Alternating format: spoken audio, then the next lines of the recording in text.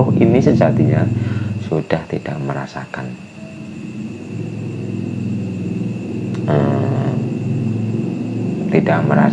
bunga dan susah. Yang merasakan bunga dan susah itu jiwa. Ruh itu sudah tidak merasakan bunga dan susah. Asal kita sudah mencapai atau mengenal atau sadar kepada ruh kita, otomatis ketika kita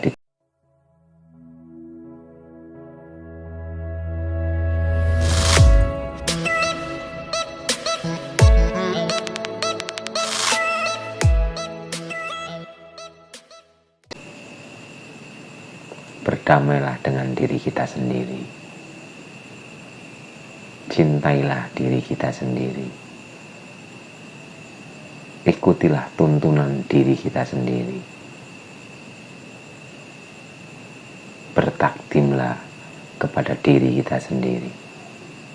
Dan perlu dibedakan yang dimaksud bertakdim kepada diri kita sendiri itu adalah diri ruh, bukan diri ego. Karena diri ruh itu terhijab oleh ego dan nafsu. Jadi kita harus bisa membedakan mana diri ego, mana diri nafsu, dan mana diri kita yang sejati. Otomatis jika kita selalu terkoneksi dengan diri sejati, selalu terhubung dengan diri sejati, hidup kita itu akan nyaman. Diri kita akan dipenuhi oleh cahaya. Diri kita akan dipenuhi oleh cinta. Diri kita itu akan dipenuhi oleh keberuntungan. Tapi kenapa diri kita seolah-olah selalu dihadapkan dengan permasalahan, selalu dihadapkan dengan sesuatu yang membuat rasa kita tidak nyaman dan sebagainya? Ya karena kita hidup itu selalu dengan atau di alam pikiran, bukan di alam ruh. Yang dimaksud hidup di alam ruh adalah kita terkoneksi dengan diri sejati kita. Karena yang tahu jalan pulang, yang kenal Tuhan kita, yang pernah menyaksikan, yang pernah berjanji kepada Tuhan kita, itu adalah sang ruh. Ruh itu adalah ketika kita tidur. Ketika kita tidur, kita itu masih kempas-kempis ambekan, ya itulah ruh. Ruh dalam raga kita ya seperti itu. Ruh itu ruh ini sejatinya sudah tidak merasakan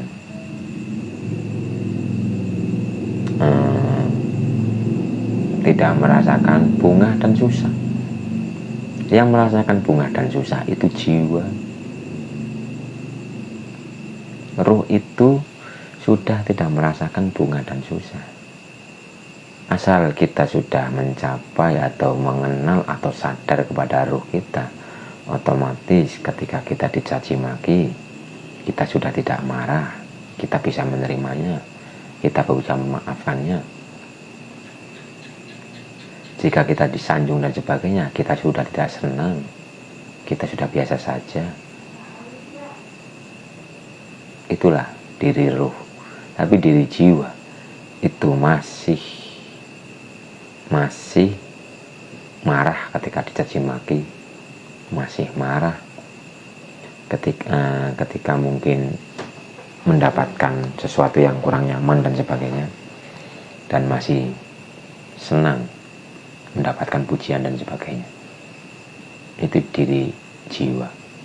Nah, asal kita sudah bisa mengkoneksikan, sudah bisa menghubungkan antara sifat atau kesadaran raga, kesadaran jiwa, kesadaran ruh, disitulah hamba yang sejati, disitulah insanul kamil, manusia sempurna. Tapi ketika jiwa ini belum terkoneksi dengan ruh, jiwa ini dalam pandangan Allah itu sangat buruk. dalam pandangan Allah itu sangat buruk.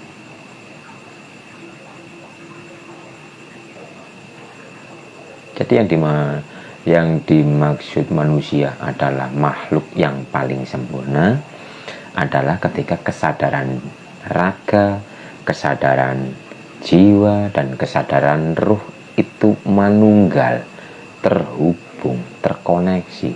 Jika tiga-tiganya ini sudah terkoneksi, maka akan menghadap Sang Maha Esa. Kita akan selalu ingat kepada Tuhan kita. Kita akan selalu sadar kepada Tuhan kita. Jadi ayo bareng-bareng belajar untuk menyadarkan diri kita ini. Karena secara tidak sadar, diri kita ini sebenarnya tidak sadar. Asal diri kita sadar, otomatis kita tidak akan berani untuk mungkin berbohong, bermaksiat, dan sebagainya. Kita tidak akan berani. Kenapa kita berani bermaksiat? Kita berani berbuat kejelekan dan sebagainya. Karena diri kita itu tidak sadar kepada Tuhan kita.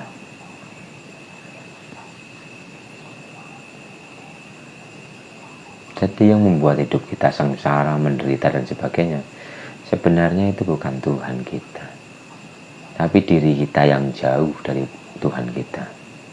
Oleh karena itu, ayo bareng-bareng kita kembali kepada Tuhan kita. Hadapkanlah pandangan kesadaran kita kepada Tuhan kita. Hadapkanlah hati kita kepada Tuhan kita.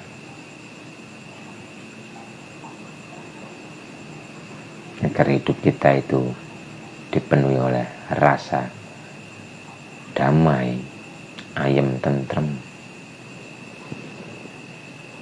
Biarpun mungkin secara nyata kita tidak mempunyai apa-apa, tapi kita tetap bersyukur.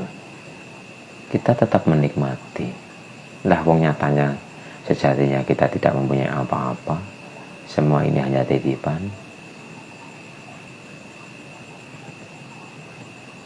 Jadi kita harus mempunyai kesadaran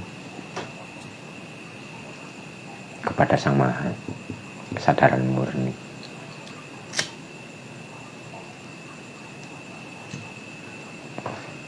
Ayo padha balik kaling jati diri.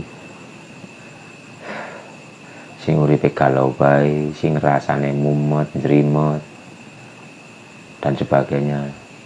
Padha gelem balik kaling jati diri. Kembali kepada kesadaran murni, kesadaran ruh. Perlahan tapi pasti permasalahan akan sedikit berkurang, dan lama-lama kita akan selalu dalam rasa syukur, menerima, sabar dan sebagainya. Jangan menyalahkan sesuatu di luar diri. Ketika kita mau menyalahkan sesuatu di luar diri, kita introspeksi ke dalam diri kita dulu. Apakah diri kita benar-benar sudah beres? Karena hidup itu ada dua, satu cerminan dan satu perjuangan.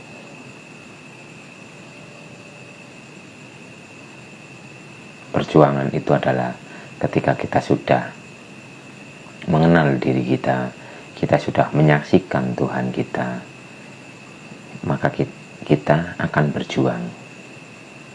Tapi ketika diri kita belum mengenal diri kita, belum mengenal Tuhan kita, semua yang ada di luar diri itu adalah cerminan batin kita ini. Jadi kita bisa mengkoreksi diri kita, melihat apa yang ada di dalam diri kita lewat pelantara cerminan yang ada di luar diri kita. Ayo belajar bareng. Belajar bareng.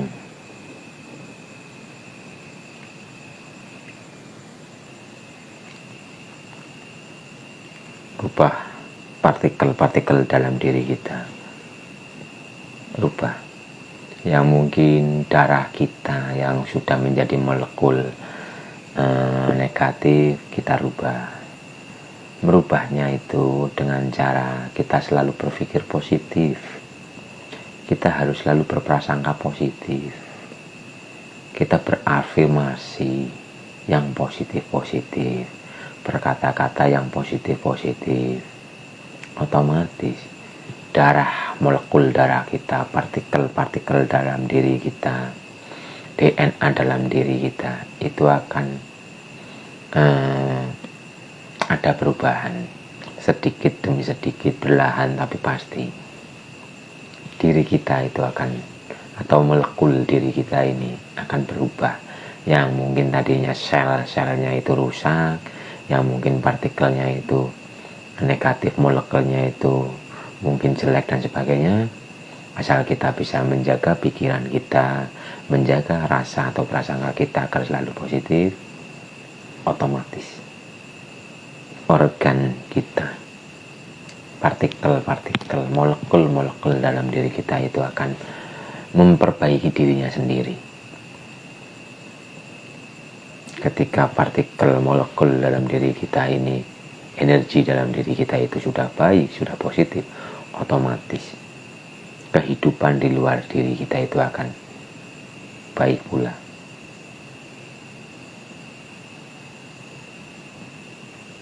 Jadi semua itu berasal dari dalam diri, bukan di luar diri. Luar diri itu hanya cerminan. Luar diri itu hanya pembelajaran. Jadikanlah apa yang ada di luar sebagai cerminan untuk memahami yang ada di dalam. Karena di dalam diri kita ini pun ada jagat, di dalam diri kita pun ada negara, di dalam diri kita ini ada desa, di dalam diri kita ini ada makhluk yang begitu banyak. Sebenarnya kita itu satu. Sebenarnya kita ini berawal dari yang satu, dan kita ini satu. Ketika kita menyakiti orang lain secara tidak sadar, kita sejatinya sedang menyakiti diri kita sendiri. Kita itu satu. Sejatinya kita satu. Kita menyakiti orang lain sama saja kita menyakiti diri kita sendiri. Kita membuat orang lain nyaman, kita membuat orang lain senang dan sebagainya. Sebenarnya kita sedang membuat diri kita pun senang, damai dan sebagainya. Ayo belajar untuk menyadarkan diri kita ini bahwa sebenarnya diri kita itu satu.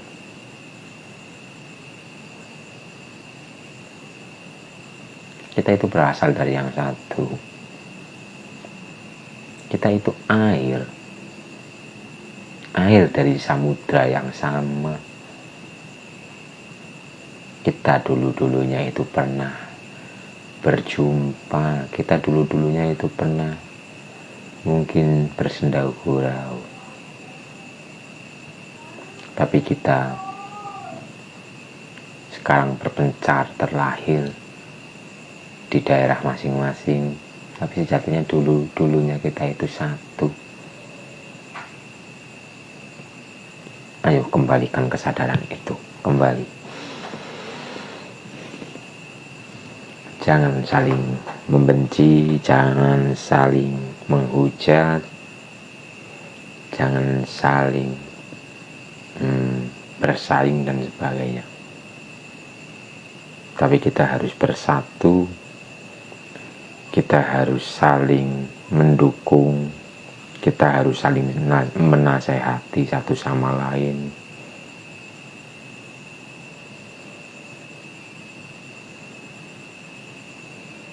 Agar kehidupan ini indah. Ayo belajar bareng.